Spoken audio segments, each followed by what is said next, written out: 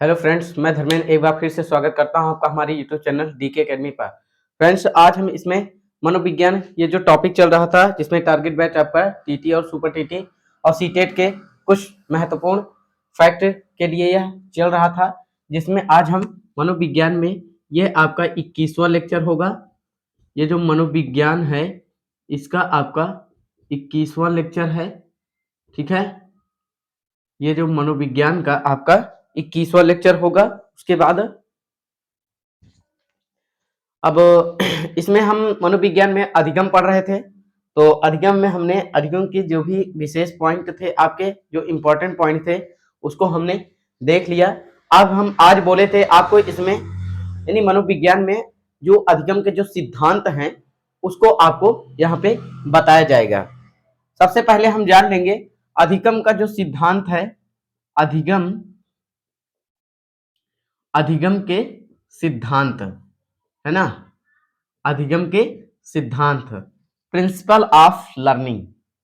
यहां पे आपके जो अधिगम के सिद्धांत थे वो आपके दो विभाग में बढ़ जाते हैं। एक हमारा आता है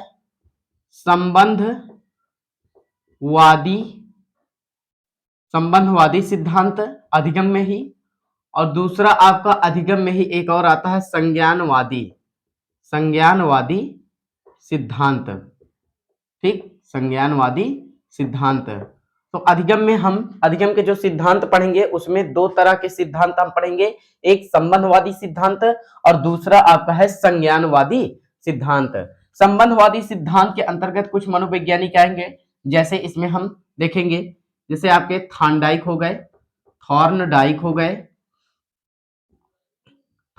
गए, इसके बाद इसी के साथ साथ थॉर्नडाइक, पावलॉव हो गए और बीएफ स्किनर हो गए।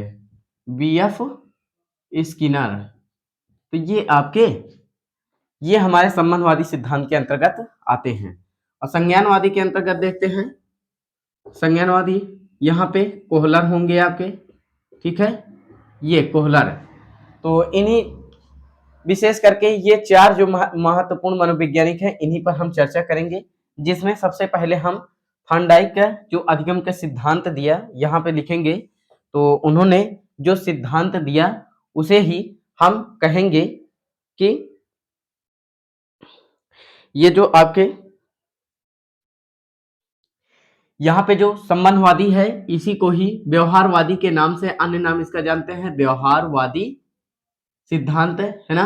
तो इसके अंतर्गत जो पहले आपके मनोवैज्ञानिक है थॉर्नडाइक है ना, थॉर्नडाइक, ये इनका जो सिद्धांत है अधिगम का इसको हम देखेंगे इन्होंने कौन से सिद्धांत दिए। तो यहाँ पे हम लिख सकते हैं, यहाँ पे जो अधिगम का सिद्धांत देने वाले थे थॉर्नडाइक, संबंधवादी सिद्धांत। इसमें विशेषकर हम कुछ नहीं जानेंगे, यहाँ पे इसके अन्य नाम को देख लेंगे। पहली चीज अन्य नाम, इसको और किस किस नाम से जानते हैं, फिर इसके बाद इन्होंने किस पर प्रयोग किया, बस इतना ही आपके लिए महत्वपूर्ण होगा।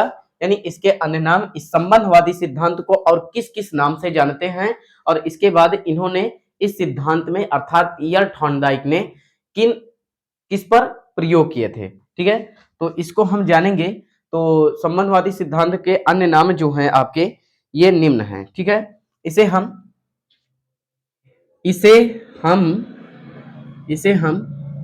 उद्दीपक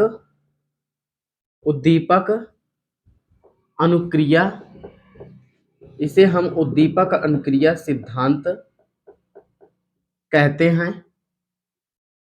इसे हम उद्दीपक अनुक्रिया सिद्धांत कहते हैं। आगे इसे प्रयत्न एवं भूल का सिद्धांत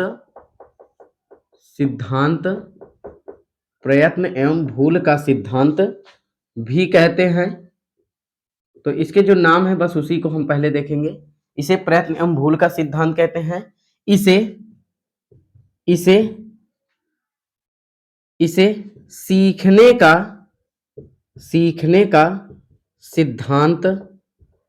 सीखने का सिद्धांत भी कहते हैं। इसे सीखने का भी सिद्धांत कहते हैं और इसे इसे यस आर बांड सिद्धांत भी कहते हैं। यस आर बांड सिद्धांत भी कहते हैं। तो यहाँ पे यस आर बांड का मतलब वही जो आपका उद्दीपक अनुक्रिया है, यस से स्टिमुलस और आर से रेस्पॉन्स है। और इसे इसे इसे सीखने का बंध या संबंध का सिद्धांत भी कहते हैं। संबंध का सिद्धांत भी कहते हैं। ठीक है, इसे सीखने का बंध या संबंध का सिद्धांत भी कहते हैं। आगे इसे उद्दीपक अनुक्रिया बंधन सिद्धांत भी कहते हैं। ठीक, तो इतने सारे नाम हम इसको जानते हैं। यानी संबंधवादी सिद्धांत जो है, इसके जो प्रतिपादक हैं, यानी यही आपके प्रतिपादक हैं। तो पूछेंगे कि संबंधवादी सिद्धांत के प्रतिपादक कौन है? थॉर्नडाइक। ये नाम लिखने के लिए आपको बदल बदल के परीक्षाओं में पूछे जाता है और टेट की परीक्षाओं में तो पूछे ही गए हैं क्वेश्चन। यानी इसे अन्य नाम से जानते हैं और कोई किन किन नामों से इस संबंधवादी सिद्धांत को जाना जाता है? तो पहला है आपका, इसे उद्दीपक अनुक्रिया सिद्धांत के नाम से जानते हैं। इसे प्रयत्न एवं भूल का सिद्धांत कहते हैं। इसे सीखने का सिद्धांत भी कहते हैं और इसे यस आर बांड सिद्धांत भी कहते हैं। और इसका अन्य नाम है, इसे सीखने का बंध या संबंध का सिद्धांत भी कहते हैं। और इसे उद्दीपक अनुक्रिया बंधन सिद्धांत, कहने का मतलब उद्दीपक का अनुक्रिया से इसमें संबंध यानी सीखने में संबंध हो जाता है। तो उम्मीद है ये आप समझ गए होंगे। अब इसको किन किन नामों से, जैसे उद्दीपक अनुक्रिया सिद्धांत क्यों कहा जाता है, इसे प्रयत्न एवं भूल का सिद्धांत, तो उम्मीद है हम इसको भी बताएंगे। लेकिन इससे पहले इसका आप स्क्रीनशॉट ले लीजिए और उसके बाद ये प्रयोग किन पर किए थे उसको भी हम देखते हैं। ठीक, तो आप इसका स्क्रीनशॉट ले लीजिए।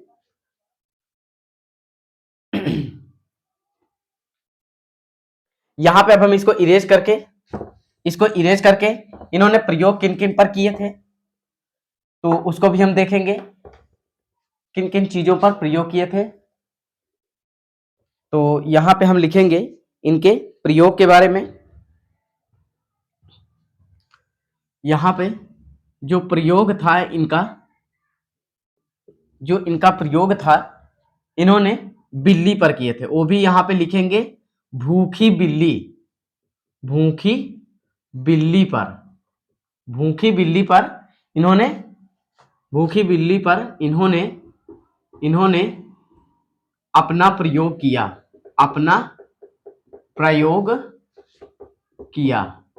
इन्होंने भूखी बिल्ली पर अपना प्रयोग किया था।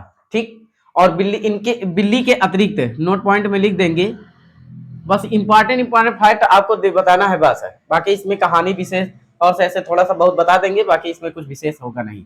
नोट पॉइंट में लिखेंगे बिल्ली के अतिरिक्त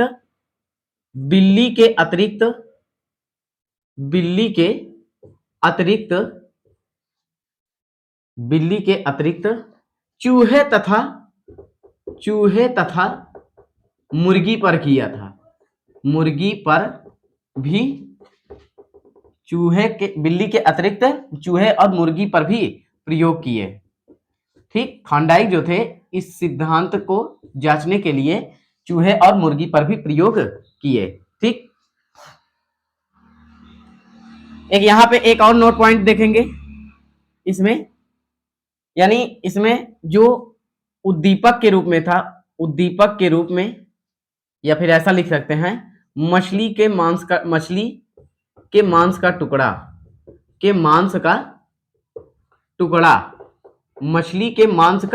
टुकड़ा उद्दीपक के रूप में था यहाँ पे।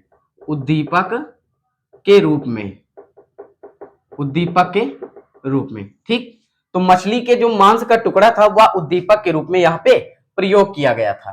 ठीक, तो इसको जान लेते हैं। अब देखिए थोड़ा सा इसकी कहानी के बारे में जान लेते हैं। इसे प्रयत्न एवं भूल के सिद्धांत क्यों कहा जाता है। यहाँ पे जो बिल्ली थी आपकी, मान लीजिए ये आपका पिंजड़ा था, ठीक है, यहाँ पे ये आपका पिंजड़ा था, ये आपके ऐसे ऐसे उसमें राड या छोटी छोटी पत्तियां लगी हुई थी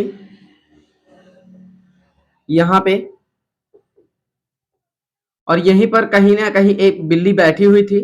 ठीक है, यहाँ पे बिल्ली बैठी थी और यहाँ पे आपका ये खटका था। ठीक है, ये आपका खटका था। तो बिल्ली क्या करती थी, बार बार उछल कूद कर इसमें ढेर सारी अनुक्रियाएं करती है। कुछ अनुक्रियाएं आपकी सही भी होती हैं, कुछ अनुक्रियाएं गलत होती हैं। लेकिन इस प्रयोग में बिल्ली बार बार जो है, चूंकि बिल्ली भूखी थी और वहां पे यहीं पर उसको आपको यहीं पर जो मांस का टुकड़ा था, मांस का टुकड़ा ये यहीं पर वो रखा हुआ था, मांस का जो टुकड़ा था यही बाहर रखा हुआ था। अब बिल्ली को यहां से निकलना था। ये आपका लीवर था, आपका ये आपका क्या था, यही आपका लीवर था। और इसी पर जब पैर पड़ता तो वो लीवर आपका खट से खुल जाता और यहां से वो निकल आती, और यहां से जब आने के बाद ये उसका मांस का टुकड़ा खा लेती और अपनी भूख शांत कर लेती। तो यहाँ पे इसका मतलब है कि जो बिल्ली थी आपकी, यहाँ पे ढेर सारी अनुक्रियाएं करती है, जो कुछ सही भी होती हैं, कुछ गलत होती हैं। तो अचानक इसमें क्या होता है कि बिल्ली का पैर इस लीवर के खटके पर पड़ जाता है और लीवर क्या होता है, खुल जाता है। और जब लीवर खुल जाता है तो यहाँ पे आकर के वो मांस का टुकड़ा खा लेती है और अपनी भूख को शांत कर लेती है।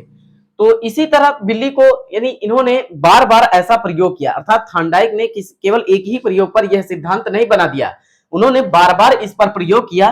तो ऐसा करने से जो उसकी त्रुटियां थी उसमें क्या हुई, कमी आई। यानी लगातार जब उसको अभी एक बार निकली मांस का टुकड़ा था, फिर दोबारा से उसको यहां से डाला गया और फिर क्या हुआ, जब फिर वो आई यहाँ पे तो फिर एक बार तो पहले की कई अनुक्रियाएं गलत अनुक्रिया की थी, उस अनुक्रिया में गलत अनुक्रिया में थोड़ा कमी आई। तो धीरे धीरे ऐसे क्या हुआ, वो बार बार करते गए तो उसकी गलत अनुक्रिया में कमी आई। एक दिन ऐसा समय आया जो जैसे ही बिल्ली को यानी थॉर्नडाइक ने जैसे ही बिल्ली को इस पिंजड़े में डाला, वो पिंजड़ा क्या हुआ, वो बस जान गई थी तुरंत कि बस जाना है और इस खटके पर हमें पैर मारना है और फट से ये लीवर खुल जाएगा और मैं जाके दीपक को प्राप्त कर लूंगी। ठीक, तो इस तरह से इन्होंने यहाँ पर ऐसे प्रयोग किया, क्योंकि कुछ प्रयास किया, कभी कभी वो भूल भी गई, इसीलिए इसको क्या कहा जाता है, प्रयत्न एवं भूल का सिद्धांत, इसीलिए थॉर्नडाइक ने इसको बताया। और उद्दीपक अनुक्रिया बंधन सिद्धांत क्यों कहा जाता है,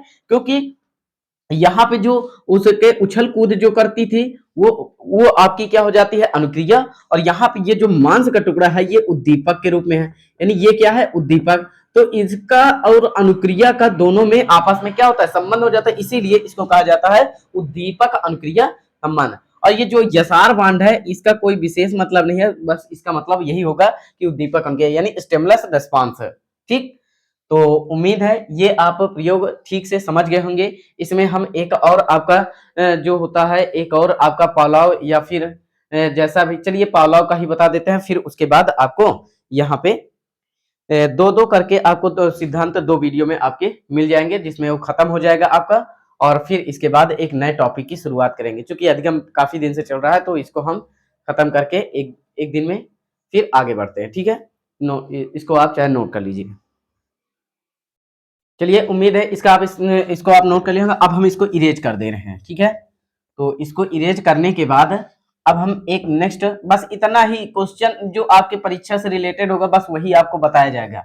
ज्ञान आपको नहीं लेना है, बस आपको परीक्षा बीट करना है बस। ठीक है, तो यहां से हम देखेंगे अगला टॉपिक यहाँ पे जो होगा, पावलोव का क्लासिकल अनुबंधन का सिद्धांत। यहाँ पे लिख देंगे क्लासिकल अनुबंधन अनुबंधन का सिद्धांत, क्लासिकल अनुबंधन का सिद्धांत, क्लासिकल अनुबंधन का सिद्धांत। और इसके जो प्रतिपादक थे आपके, ये जो प्रतिपादक थे आपके, ये आपके थे Pavlov, Ivan Ivan Petrovich Petrovich Ivan Petrovich Pavlov, ठीक है, पावलोव। यहां पे देखेंगे इसको, पहले इस क्लासिकल अनुबंधन के सिद्धांत के बारे में जान लेते हैं। इन्होंने जो प्रयोग किया था, ये प्रयोग जो है कुत्ते पर किए थे, कुत्ते पर। इनका जो प्रयोग था वो कुत्ते पर था। अब कुत्ते पर क्या होता है कि इसमें पावलोव के बारे में जब कहानी बताई जाती है, तो पावलोव एक कंपनी में जो कर्मचारी थे, वहां पर उसी कंपनी के नीचे एक कुत्ता रहता था। तो उन्होंने इसको उस पर वो देखते थे कि इसके मुख में लार कैसे आ जाती है और कितना आ जाता है। ठीक उसी की जांच करने के लिए वो क्या करते हैं कि एक प्रयोग करना सोचते हैं। यहां पे ऐसे ही समझ लीजिए, या फिर उनकी कहानी को समझिए, या फिर ऐसे ही समझ लीजिए। मान लीजिए कोई व्यक्ति था, ठीक है, उसके बारे में नहीं, बस ऐसे ही व्यक्ति, एक व्यक्ति था, मान लीजिए एक कंपनी में वो काम करता था, ठीक है, एक व्यक्ति था, वो कंपनी में काम करता था, और जब भी नीचे आता था तो उसके पैर की आवाज को कुत्ता सुनता था। और अचानक से एक दिन उसने यानी कुत्ते को कुछ खाने के लिए दे दिया, तो कुत्ता जो है उसको खा लिया और बहुत ही प्रसन्न हो गया। फिर नेक्स्ट डे ऐसे ही हुआ, तो फिर उसने अगले दिन दे दिया, है ना, पैर की आवाज सुना सुना, और उसके बाद तुरंत उसे क्या मिल गया, भोजन मिल गया, कुछ ना कुछ खाने के लिए उस व्यक्ति ने दे दिया। तो ऐसे करते करते अचानक में यानी एक समय ऐसा आ जाता है कि वो यानी उसके पैर की आवाज को सुनते ही, यानी सीढ़ियों पर जो उतर रहा था व्यक्ति, उसकी पैर की आवाज को सुनते ही वो तुरंत जान जाता है कि अब तो मुझे भोजन मिलेगा, और उसके मुख में तुरंत लार आ जाती है। इसी सेम कंडीशन में इन्होंने जो प्रयोग किया था, सेम दैट ऐसे ही किया था। यहाँ पे इनकी कहानी को देखेंगे तो यहाँ से घंटी और भोजन से संबंधित कहानी होगी, जिसमें आपको मान लीजिए उन्होंने प्रयोग जब किया, तो यहाँ पे पहले वो घंटी बजाते हैं, ऐसे ही समझ लीजिए, घंटी बजाते हैं। फिर उसके बाद कुछ समय पश्चात, कुछ समय बाद कुछ समय कुछ समय बाद कुछ समय बाद वो कुत्ते को भोजन देते हैं, ठीक है। तो भोजन देने के बाद यहाँ पे क्या होता है, ये कुत्ता क्या होता है, यानी भोजन पा करके ये कुत्ता अनुक्रिया करता है, ठीक। फिर उसके बाद कुछ समय पश्चात फिर घंटी बजती है, फिर उसे भोजन दिया जाता है। घंटी बजने के जस्ट बाद भोजन, यहाँ पे सॉरी, कुछ समय बाद यहाँ पे भोजन लिख देंगे, तो यहाँ पे वो अनुक्रिया क्या करेगा, अनुक्रिया के रूप में वो क्या करेगा, लार टपकाएगा, लार आएगी मुख में।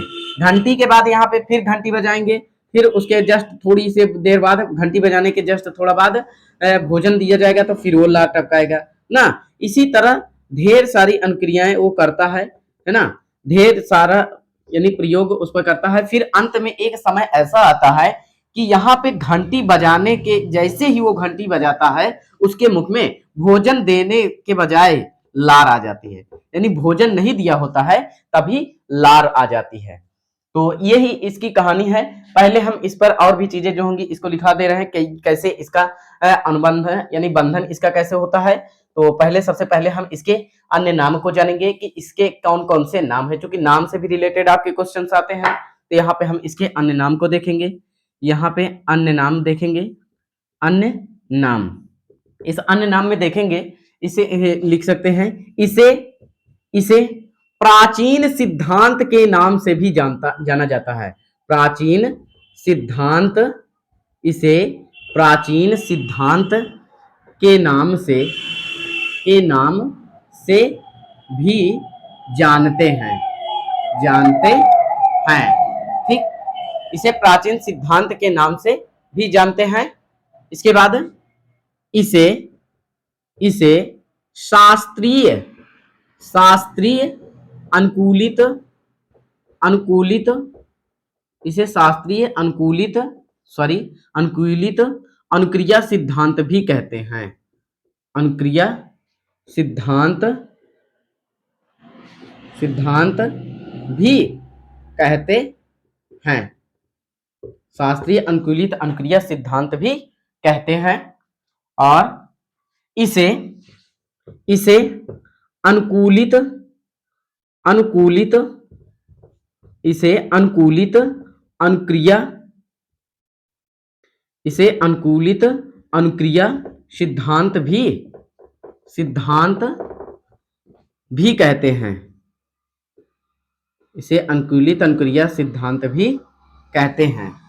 ठीक है, इसे अनुकूलित अनुक्रिया सिद्धांत भी कहते हैं। इसे अनुबंधित अनुक्रिया सिद्धांत भी कहते हैं। इसे अनुबंधित अनुबंधित अनुक्रिया अनुक्रिया सिद्धांत सिद्धांत भी कहते हैं। इसे इसे अनुबंधित अनुक्रिया सिद्धांत भी कहते हैं। इसे संबंध, और भी इसे किस नाम से जानते हैं? इसे संबंध प्रत्यावर्तन का सिद्धांत भी कहते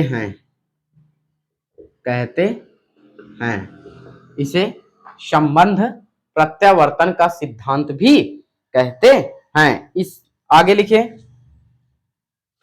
और इसे क्या कहते हैं? इसे सहज संबंध का सिद्धांत भी कहते हैं। इसे सहज संबंध का सिद्धांत भी कहते हैं। आगे लिखते हैं, इसे लास्ट है, इसे यस टाइप अधिगम भी कहते हैं। तो यही आपके इसके अन्य नाम हैं, जो आपके लिए बहुत ही इंपॉर्टेंट होगा। तो इसको आप चाहे नोट कर लीजिए या फिर स्क्रीनशॉट ले लीजिए, उसके बाद आगे देखते हैं हम। तो उम्मीद है इसको आप नोट भी कर लिए होंगे या फिर इसका स्क्रीनशॉट ले लिए होंगे। अब हम इसको इरेज करके, अब इसमें जो संबंध होता है उसको हम देखते हैं। ठीक है, इसको इरेज कर दे रहे हैं। यहां पे हम इसको इरेज करके, प्रयोग आप कुत्ते पर लिखिएगा। ठीक है, क्योंकि इन्होंने प्रयोग पूछता है कि क्लासिकल अनुबंधन के सिद्धांत में पाला ने किस पर प्रयोग किए, तो आप क्या बताएंगे? कुत्ते पर किया था। ठीक है, अब यहां पे देखेंगे आपका जो प्रयोग था वो कैसे किया गया। ठीक है, यहां पे देखेंगे, पहले कुछ चीजों को लिख लेंगे। यहां पे ये घंटी है और इसको कहते हैं CS, जिसको अंग्रेजी में यानी क्या कहेंगे? Conditional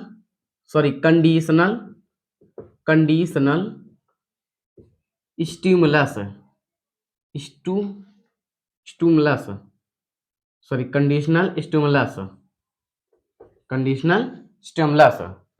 conditional stimulus. ठीक, नेक्स्ट, हिंदी में इसे क्या कहते हैं? हिंदी में घंटी को क्या कहा जाता है? अस्वाभाविक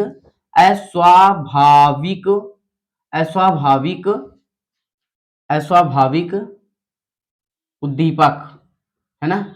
उद्दीपक।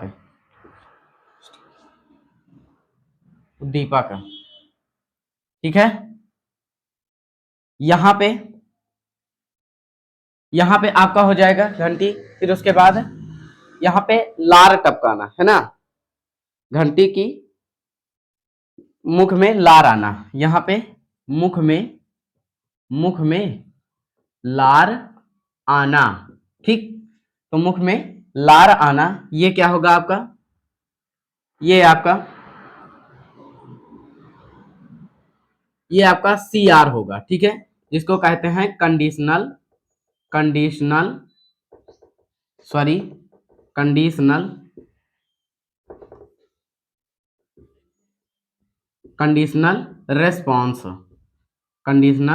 रेस्पॉन्स।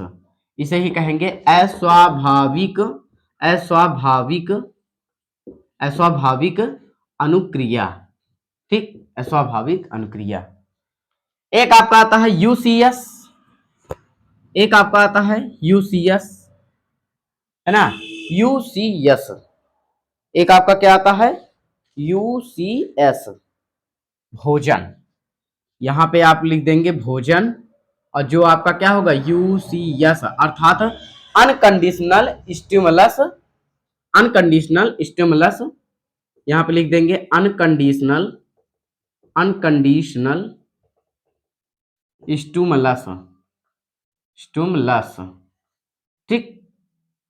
और ये होगा आपका क्या, स्वाभाविक, स्वाभाविक उद्दीपक।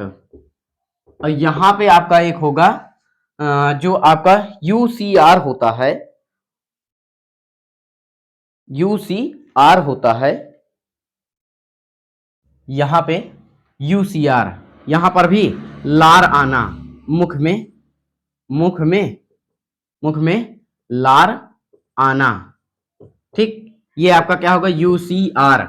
इसको क्या कहेंगे, इसको भी unconditional, unconditional, unconditional response, response, unconditional response, इसको क्या कहेंगे, स्वाभाविक, स्वाभाविक, स्वाभाविक अनुक्रिया, ठीक।